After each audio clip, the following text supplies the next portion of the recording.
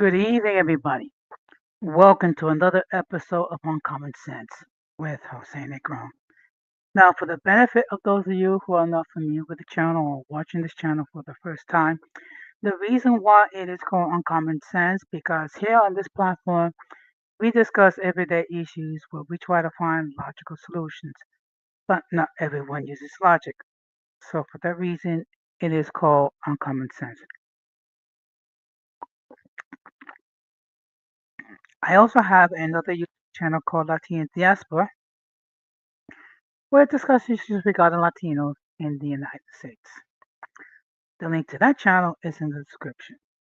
I want to let everybody know that I'm currently live on Facebook, YouTube, and Instagram. Also, the subscriber mode has been enabled, meaning if you're not a subscriber and if you wish to enter a comment in the chat, you need to subscribe to the channel. As always, I want to give a huge shout out to all those already subscribed to the channel, whether you've been a supporter.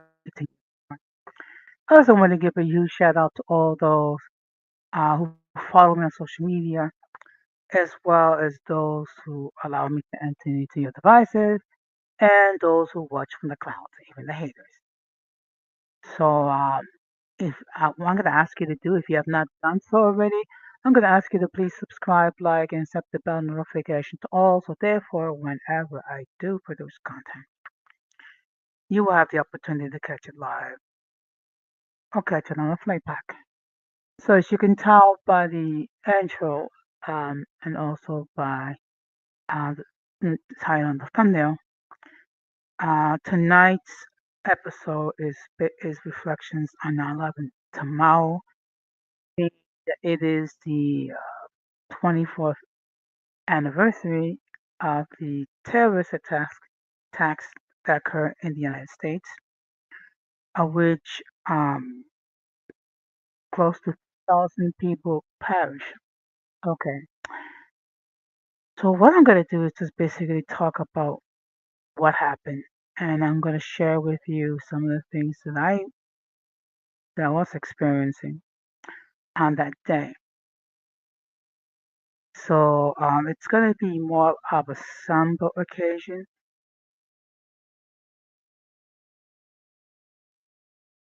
And what it is an attempt to honor the memory. But before we get into the main topic, we're going to have another episode of In My Words.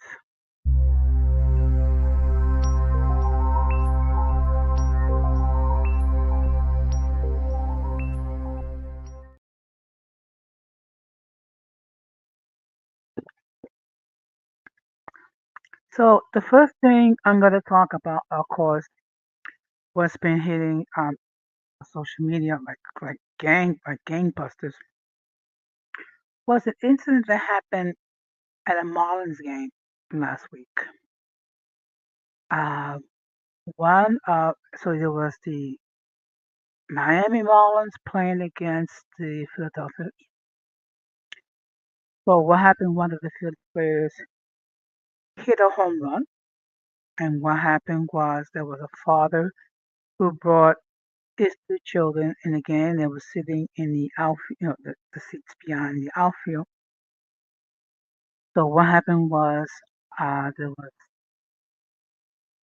um, as- you know several people tried to get the home run ball.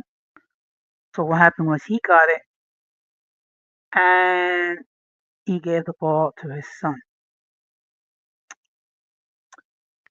Now this woman that's been labeled the Philly Karen, what she did was she argued that the ball belonged to her, and what she did was she took the ball from the boy. I mean, the father was in not a very uncomfortable situation, trying his best to de-escalate the situation because who knows, this woman could have gone you know mental completely, and you know and maybe threaten the father or threaten his children. So he arrived at the conclusion, you know what? Let her have the baseball. Okay.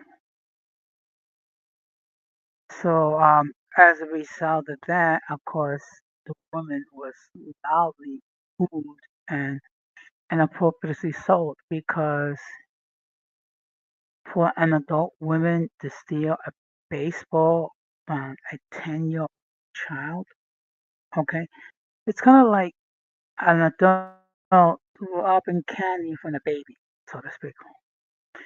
So what happened was um,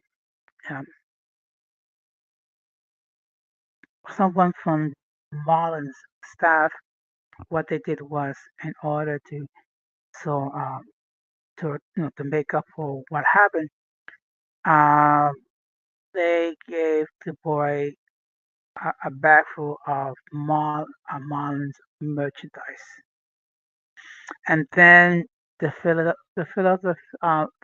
player that hit the home run looked for the boy, and he gave the boy um, a signed baseball bat.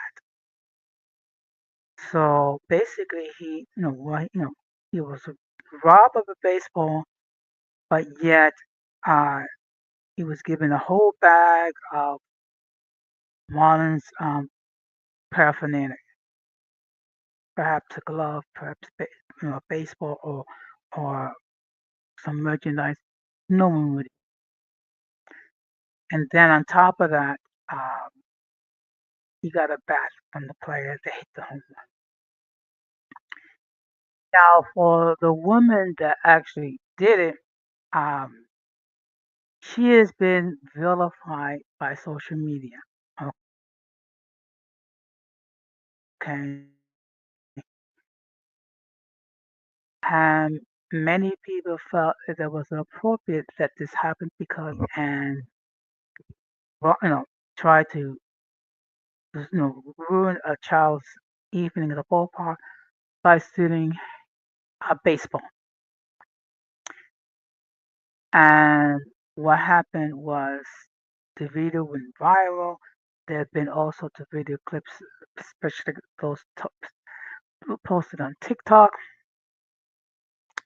and it was, you know, allegedly, okay, allegedly that this woman was she worked for a school district as an administrator in New Jersey. So this woman was vilified. They made memes about this woman and things of that nature. And then there was allegations that uh, that the school district got with such bad publicity that allegedly she was terminated from the position.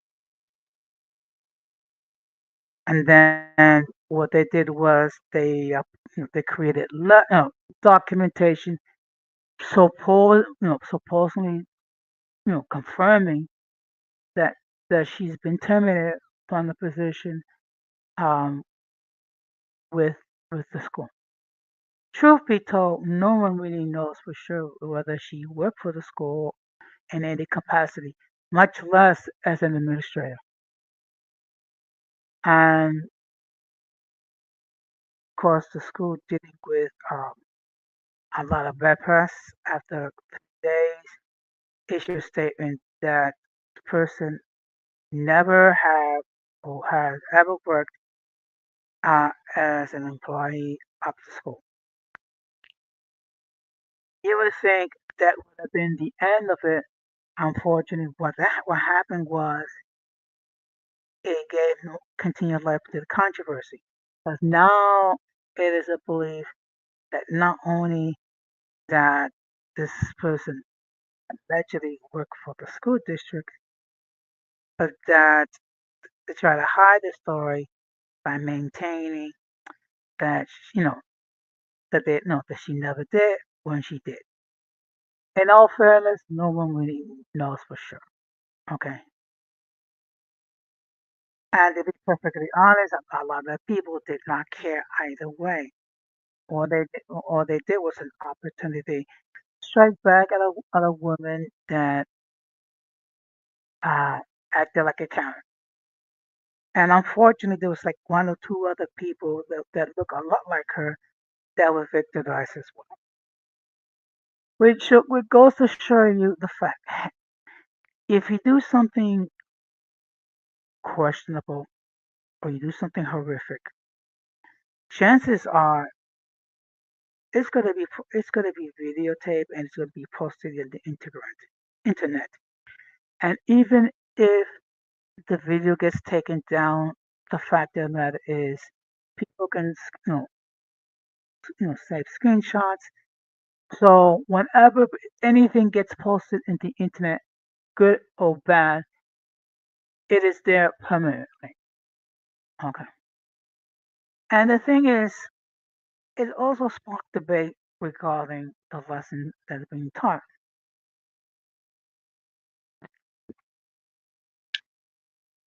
There are people praising the father because he tried to de-escalate the situation, and then there are those um, who said that by allowing the woman to get the baseball, that basically she was enabling a bully to continue.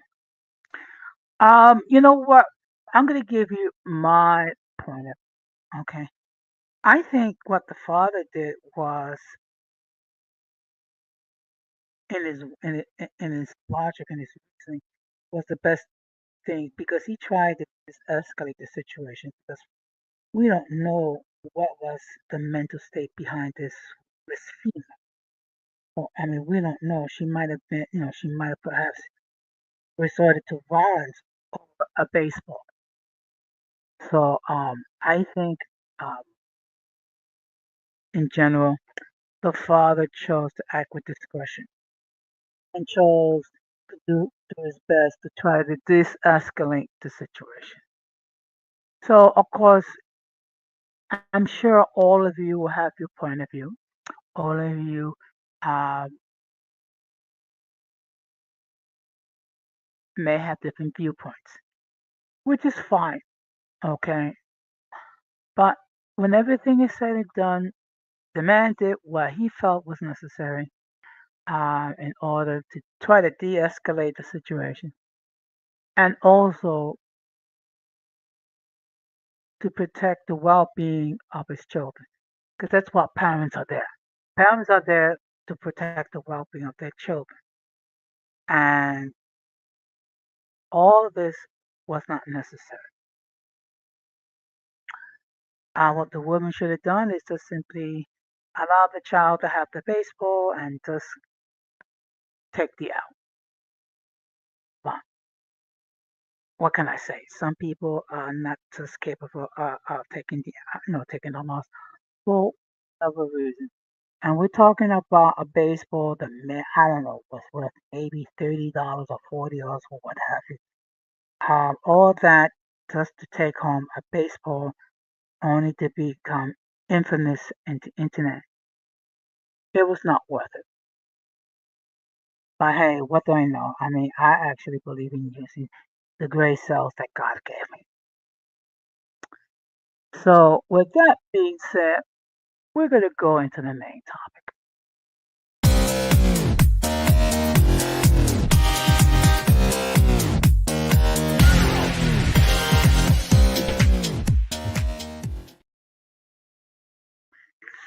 Now, before I continue, let me just state for the record that the link to join the panel has been pinned. Should anyone wishes to hit that link and opine regarding the topic at hand, they may do so. As always, if I never seen you before, if I never heard from you before, I will insist that you come up in the backstage uh, to make sure that no one tries to flash anything inappropriate in the form of genitalia or try to put porn videos on the stream. Once I see that you are not going to do any of those shenanigans and you're going to behave yourself, you will be allowed on the panel. Now, whether you choose to chemical. Not that I leave to your discretion. Okay. So with that being said, of course, um, tomorrow is the anniversary um, of the terrorist attack. So let's first of all, now what happened 24 years ago uh, was a series of four coordinated attacks carried out by the extremist group Al Qaeda against the United States on the morning of September 11, 2001. These acts of terrorism killed nearly 3,000 people and have a profound lasting impact on the US and the world. Now, 19 Al Qaeda terrorists hijacked four commercial passenger airplanes and used them as guided missiles to strike symbolic targets. Okay, so at 8 o'clock, so the first one now what I'm going to be talking about is the World Trade Center in New York. At 8:46 a.m. Eastern Standard Time, American Airlines Flight 11 crashed into the North Tower, and around 9:03 a.m., United Airlines Flight 175 struck the South Tower. The immense heat from the jet fuels compromised the building's steel structures, causing both 110-story towers to collapse within 2 hours. Okay,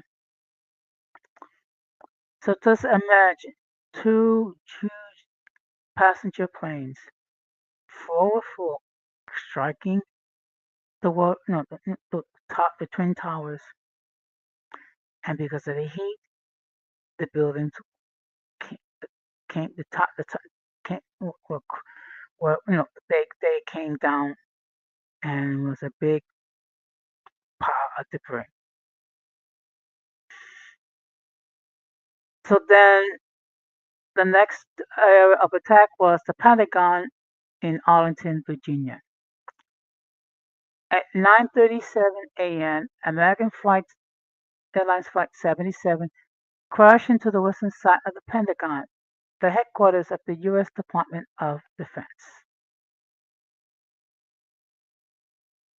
And the third terrorist attack was Flight 93, Shanksville, Pennsylvania. At 10:03 a.m., United Airlines Flight 93 crashed into a field after passengers and crew, having learned from the other attacks, fought back against the hijackers. The plane is believed to have intended for either the U.S. Capitol or the White House. So basically, what they want to do was attack uh, U.S. Capitol or the White House. Now, as a result of the terrorist attacks, um, they killed 2,977 people plus the 19 hijackers. In New York, 2,753 people were killed at the World Trade Center site, including 343 members of the New York City Fire Department and 71 law enforcement officers. At the Pentagon, 184 people were killed. On Flight 93, all 40 passengers and crew members were killed. So that just gives you um, the casualty. Now I'm going to speak about the motivation and response. Al Qaeda, led by Osama bin Laden, cited U.S. support for Israel military presence in the Middle East and sanctions against Iraq as justification for the attacks. As a result of the attacks, President George W. Bush declared the war on terrorism and launched Operation Enduring Freedom, the invasion of Afghanistan after the Taliban government refused to hand over bin Laden. The Department of Homeland Security was also created to enhance domestic security. Now, what are the long-term effects? The attacks result in lasting changes to air travel security and expansion of the executive power and surveillance. In the years that followed, thousands of first responders and others who were exposed to the toxic debris at Ground Zero had developed ground illnesses and cancers. So every year going forward, there have been memorial services mainly at the three locations. Um, First, it was the 9/11 Memorial Museum, located at the former site of the Twin Towers. It features two reflecting pools in the footprints of the towers with the names of the victims inscribed around them. At the Pentagon, an outdoor memorial dedicated to the 184 victims of the Pentagon attack, and the Flight 93 National Memorial honors the passengers and crew who died on Flight 93. Okay, so that gives you um, some history regarding the terrorist attacks on 9/11. Okay, so I'm just checking to see if there's anybody. Okay, now with that, let me just share with you my reflections. Okay, now that for me, that day was more or less a normal day. At the time, I was working in downtown Brooklyn. Um, I was on my way to work.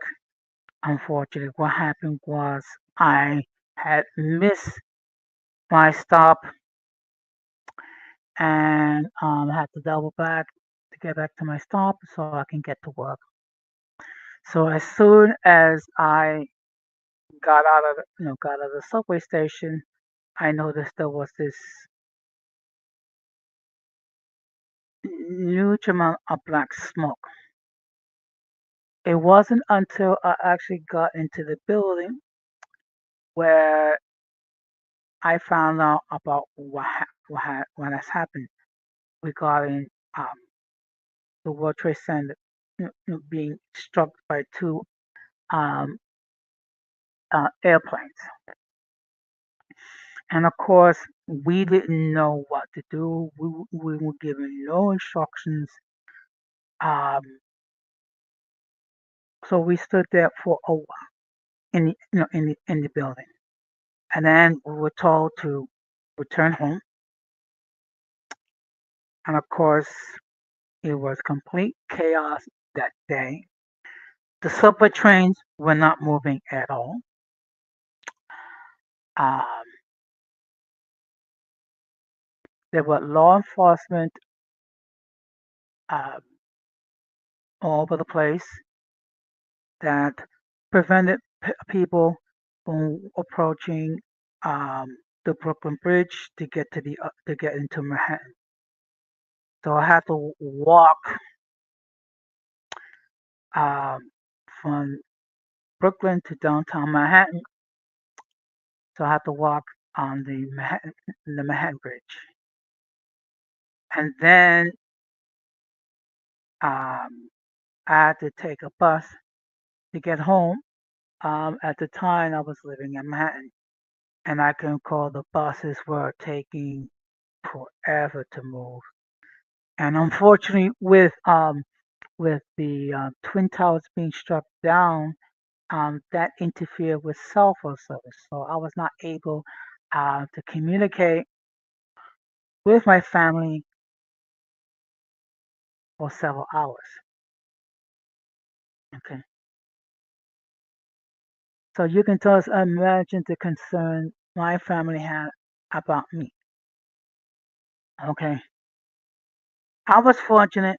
No harm come to me other than it took me a long time to get home.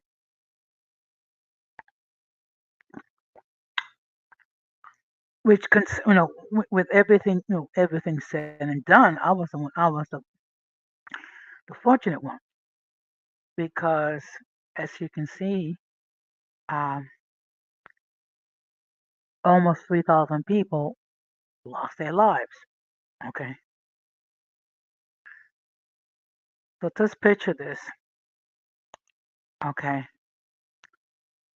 someone's parent, someone's spouse, someone's child, someone's sibling, someone's relative, someone's good friend, colleague,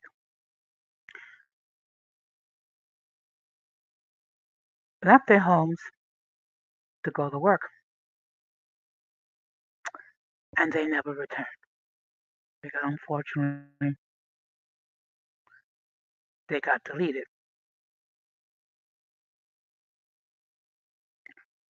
And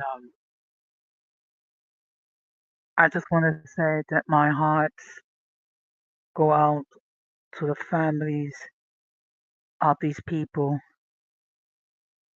who are still suffering. Okay. Now, some people will callously say, well, it happened 24 years ago. You should snap out of it and just go on. One thing we have to bear in mind, and I've said this before, and I'm going to keep saying it again, um, there is no expiration date on grief. It could be 20 years and you still suffer the loss as it were happened yesterday. It could be 50 years from now, and still the memory would be fresh. It could be 100 years, and it still would be fresh.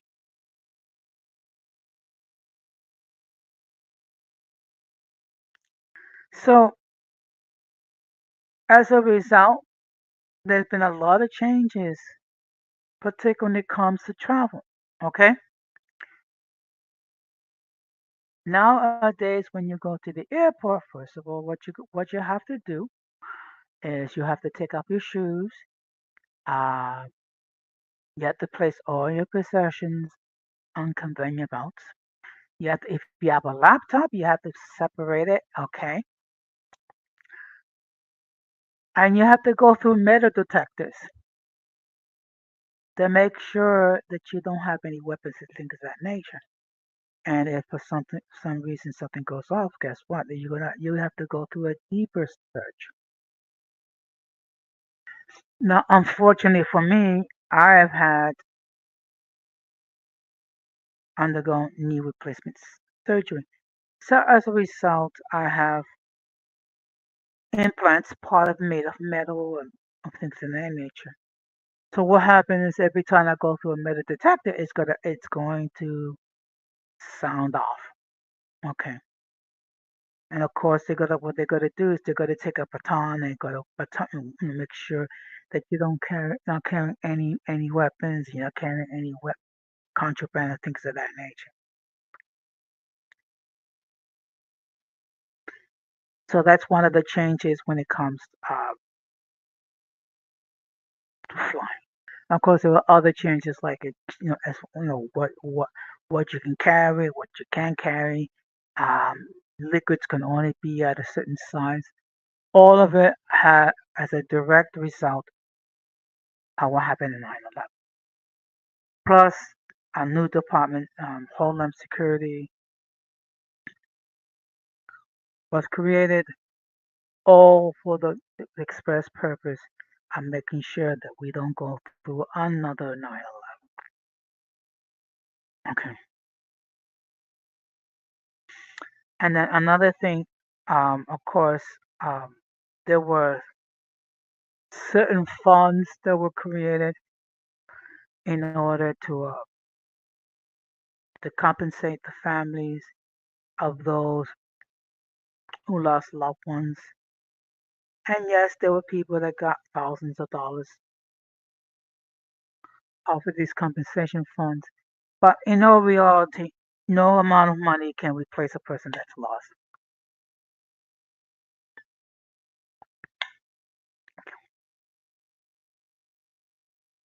because there were people, again, that lost parents, children, spouses, relatives, and close friends. And then you also have to take into account the people that got involved. Within a matter of hours, it went from a rescue mission to a recovery mission. Okay, because you have hundreds of people going through all that debris, trying to find survivors, or for those that perished, to recover the bodies of those people. And as a result, people became ill. People developed all sorts of uh, illnesses. People developed different types of cancer. And as a result, um, people lost their lives because they got sick of going through the debris and what have you.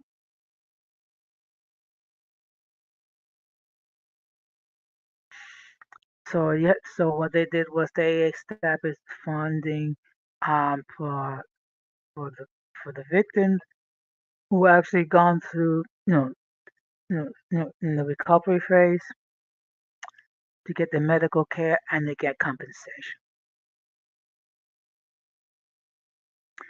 And people got thousands of dollars in compensation.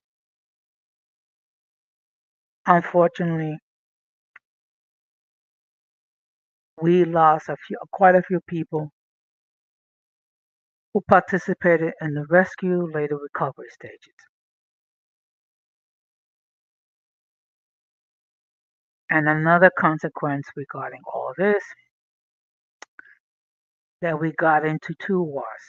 First of all, we got into a war with Afghanistan because the government would not surrender Osama bin Laden to us. And of course, we got into a war with Iraq regarding the so called weapons of mass destruction, of which later on it was determined that Iraq did not have these weapons of mass destruction. So what happened was we sent thousands of people um, to Afghanistan and Kuwait, and unfortunately, when we have war,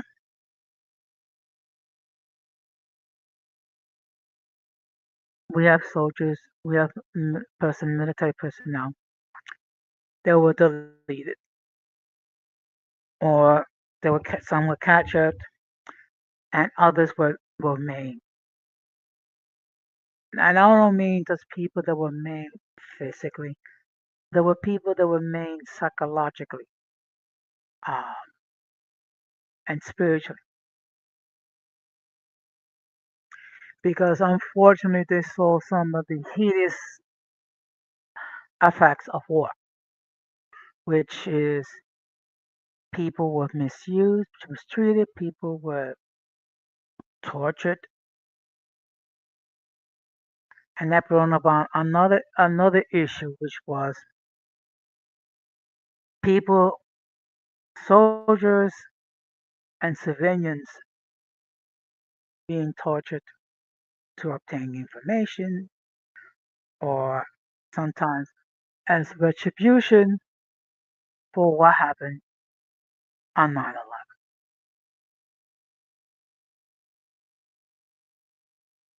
And of course, there was it also caused a great deal of disagreement uh, here in the United States, with people saying that we should not gone to war, and then there are people saying that we should have gone to war. So it divided the country.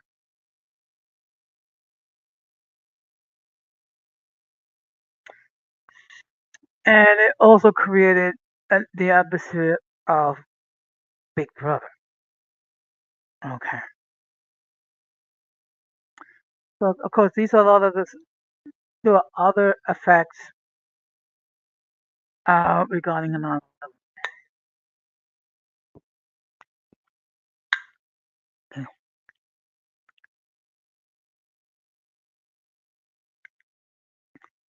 Now there are people that are going to say that we should never support Israel because of the things that the Israeli government has done. Let me make this perfectly clear.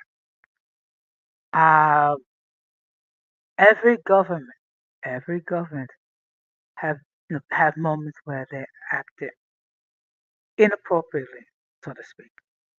There have been times when countries, countries have done more harm than good. The Israeli government is no different. Our country has done a lot of harm as well,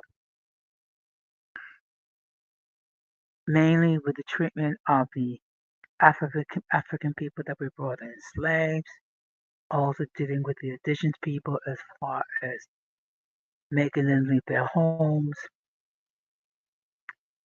making treaties which we never kept. So,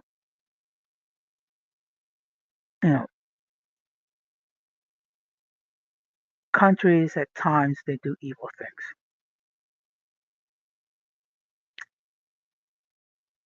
And another unfortunate effect that happened regarding 9/11 is the mistrust of Muslims, also the mistrust of Arab people. Okay, now all of a sudden they see everyone with every Muslim as a terrorist. They see someone with a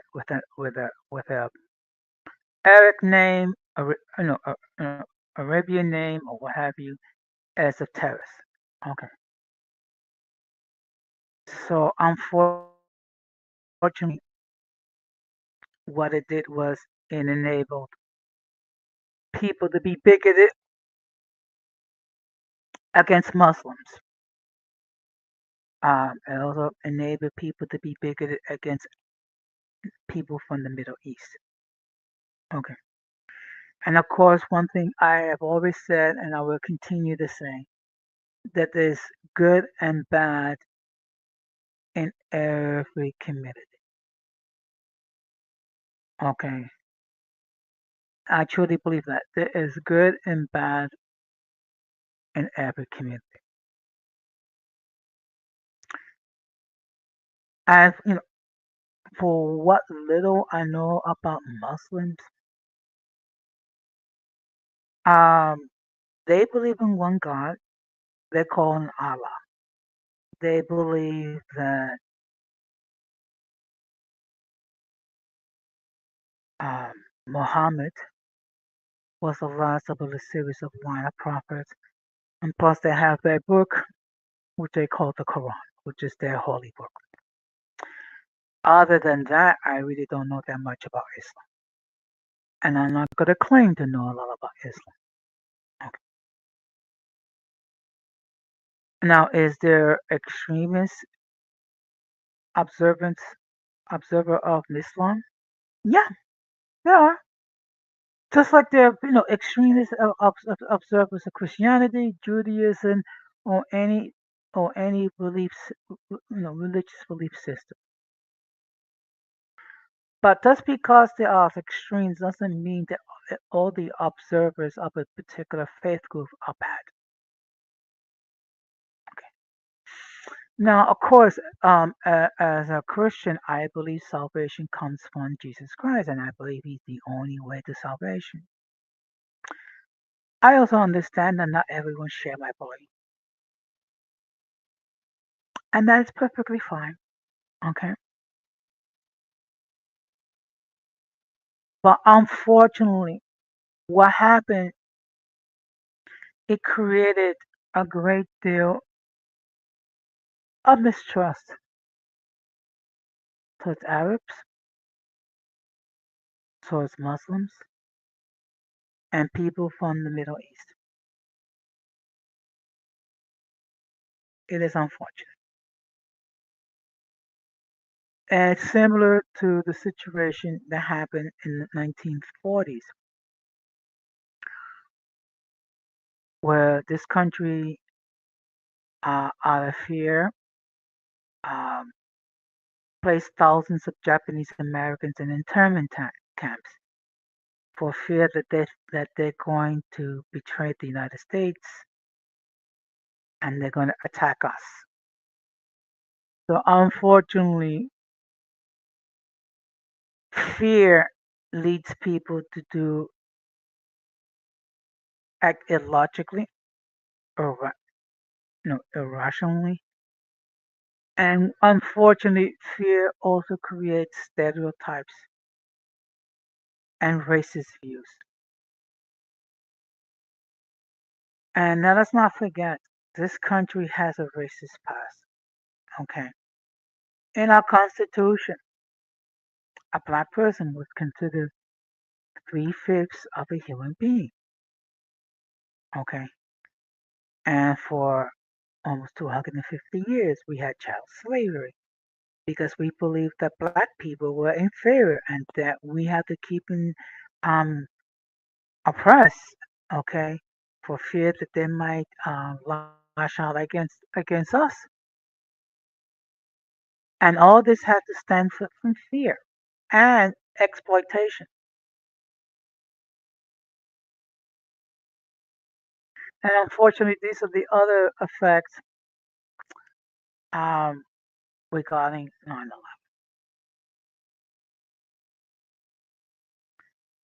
Now, I believe that it was possible that there was a great deal of mistrust regarding Arabs and, Muslims before 9/11. Unfortunately, with what happened on 9/11, it just made it just increased the fear generated towards Muslims and people from the Middle East. Now all of a sudden we look at people wearing in Arab attire or Muslim attire as terrorists, where most of them are just peaceful people. Unfortunately, fear causes people to act irrationally, and also fear creates racial stereotypes. Okay, and next thing you know, we're judging people based on what they look like. We're judging people based on how they worship or don't worship. We judge people because they have a different set of more you know guidelines than what we believe. So what happened is we act out of fear, and then when we act out of fear, we act irrationally. Now, in all fairness, I don't know too many Muslims. I don't know too many people from the Middle East, but I'm just going to hold the belief that people, for the most part, are decent people. Once you're given the chance, to to know them and things of that nature. Okay.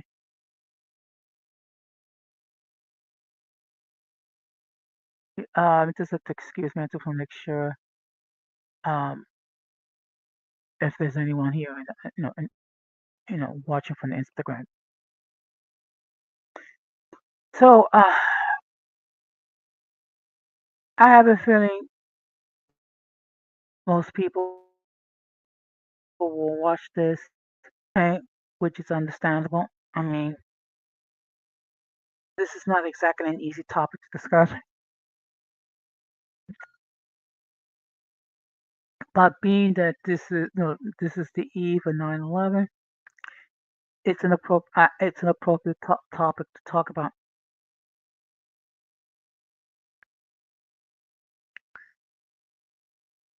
And we must not forget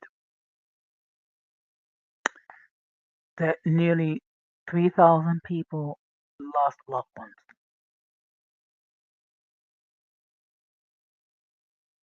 Okay. And again, my heart goes out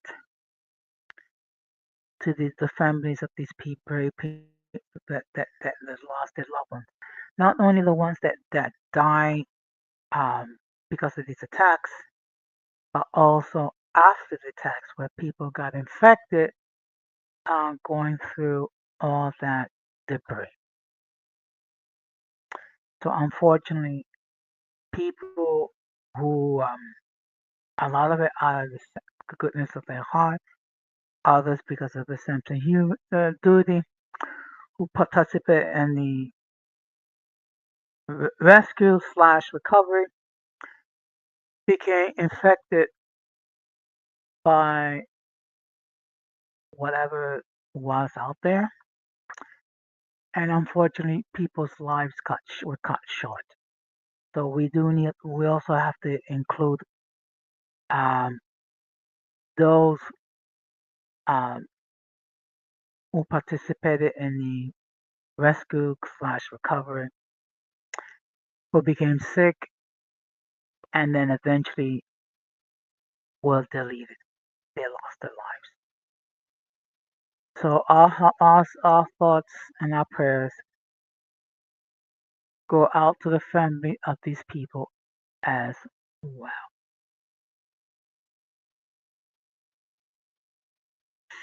And I just would like to ask you, what are some, if there's anyone that's watching, what's some of your thoughts when you think about 9/11 and things of that nature? To me, it's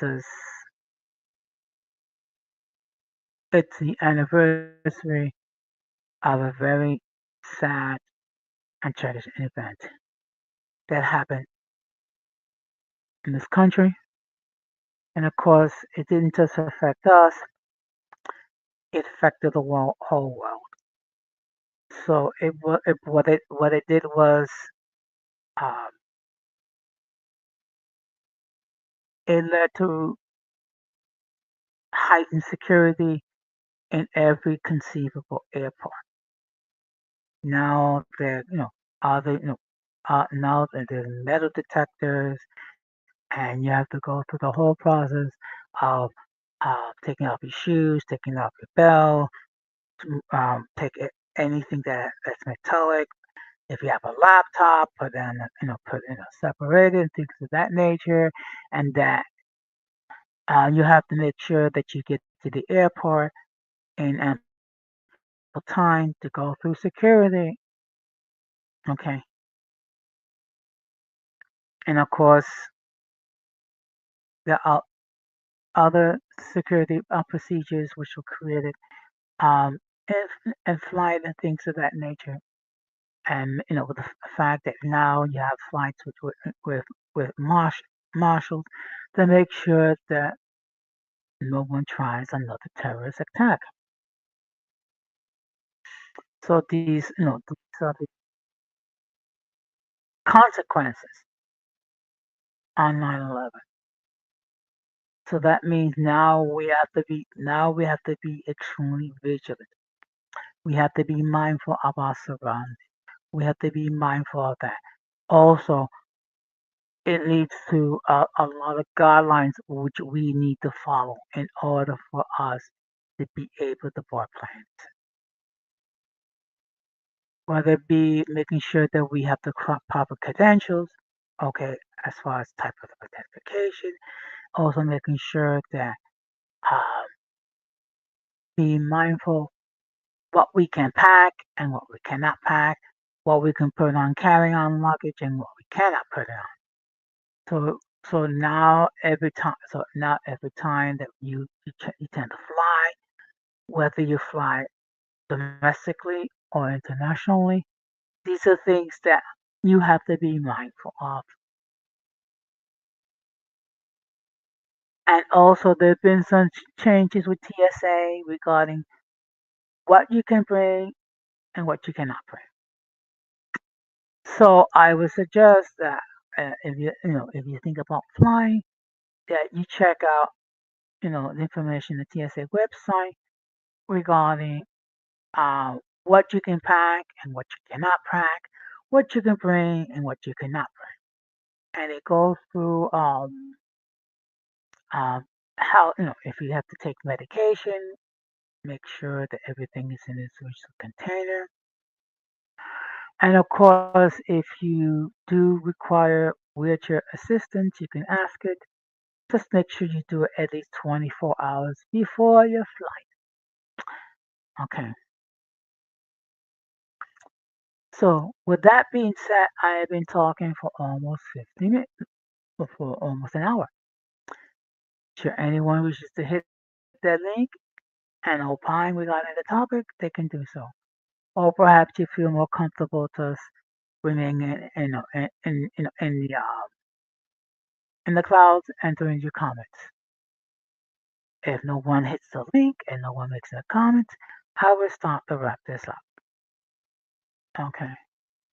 But I also did this live uh, to honor the memories of those brave and of those individuals that unfortunately were deleted, and also to honor the memory of those who participated in the rescue, recovery, who became ill and unfortunately passed away. Okay. So of course it's going to be a very sad day tomorrow. People will go to the memorials to honor the memories of those who passed away, and there will be tears that will be shed. People will be crying. It will be as if it happened yesterday.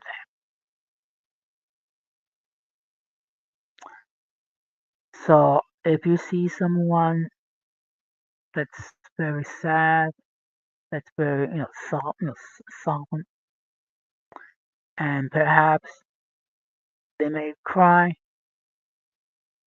just be there to show some compassion within. It could be maybe they were affected by 9/11 in one way or another.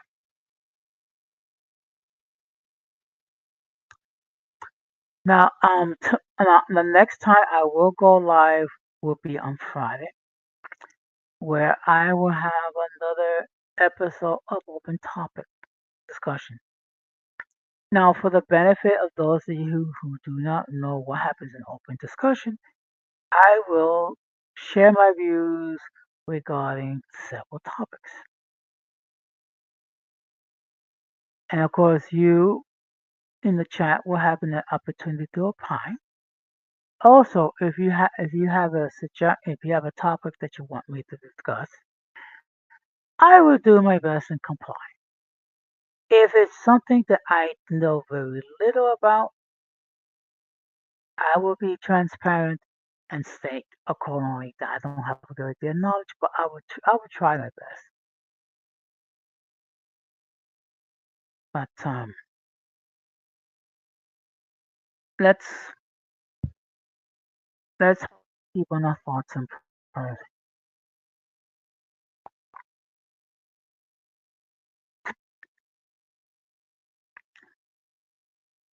So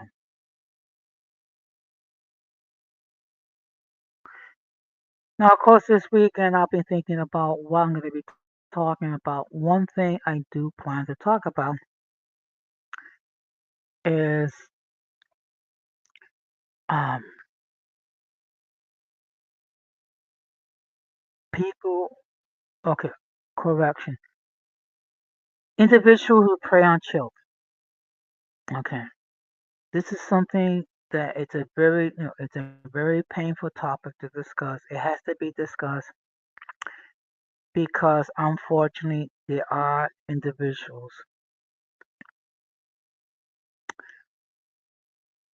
who prey on children for to satisfy their urges, so to speak. And somehow they look at children um, as erotic beings. And unfortunately, there are children that are being exploited. So I will discuss it sometime this month when I don't know, but I will need to do some research, okay? And also I will need to have some resources available so that people can share it with children um, who are victims of this terrible, terrible crime. Okay. And of course, I'll have a lot of disclaimers. Basically, let's keep let you know, let's bear in mind that this is a serious topic and it's not something to clown about. It's not something to troll about. So, and to be perfectly honest, on that day, I'm not gonna have a lot of patience with people who go to try to troll. Okay, because it's too sensitive a topic to troll about. And if you're gonna, make light regarding this serious topic, then something wrong with your moral compass. So my final words when it comes to 9/11, it is a sad day. It is a sad anniversary, and again, my thoughts and prayers go out to all the victims, not just those who perish, but those who perish after during the recovery. Okay. And of course, I'm going to close the same way that I always close. We must do everything possible to avoid the presence of the mentally and intellectually challenged, because if we fail to do that, we will be infected by stupidity and massive insanity. This has been another episode of Uncommon Sense with Jose Negron, and I can rest assured that my thoughts and my prayers will go out to the family of these dear people who were so tragically affected in one way or another. But it does go, but it does highlight the fact that tomorrow is not promised to anybody, and that we need to value the people in our lives. We need to value time. Instead of complaining that we don't have enough time in the day to do all the things that we want to do, let's prioritize and do the things that we need to do. We do that, we're not going to be complaining about not having the time to do what we need to do.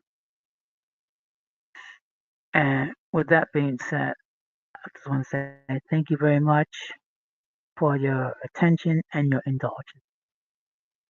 And I just want to say, um, take care, stay blessed, and peace.